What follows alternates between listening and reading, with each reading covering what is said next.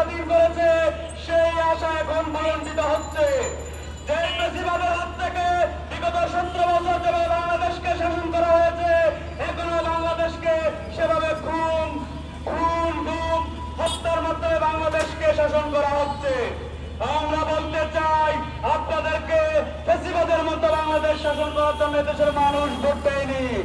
এদেশের মানুষ গণভোটে হাই দিয়েছে নতুন বাংলাদেশকে বিনির্মাণ করার জন্য। প্রিয় উপস্থিতি, প্রিয় রাজশাহীবাসী, আমরা বলতে চাই, জনাব তারেক রহমান আপনি বক্তব্যে সবসময় বলেন আমরা নাকি গুপ্ত। আমরা বলতে চাই, আমরা জানি আপনি মুসলেখা দিয়ে লন্ডনে পালিয়ে গিয়েছিলেন, আপনি 17 বছর পালিয়ে থেকে গুপ্তর আচরণ করেছেন। আমরা জানি আপনার নেতা হারিফ চৌধুরী কিভাবে ঢাকাতে গুপ্ত থেকে শেষ পর্যন্ত নিজের পরিচয় বাদকে মৃত্যুবরণ করতে হয়েছে।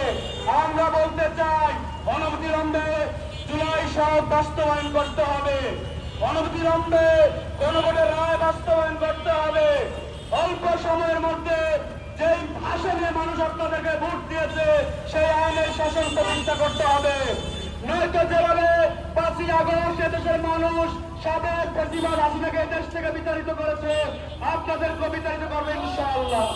প্রিয় উপস্থিতি, প্রিয় রাজশাহীবাসী, আমাদেরকে প্রস্তুতি গ্রহণ করতে হবে তৃতীয় স্বাধীনতা অর্জনের জন্য। এবারের স্বাধীনতা হবে বাংলাদেশের মানুষের জন্য চূড়ান্ত স্বাধীনতা।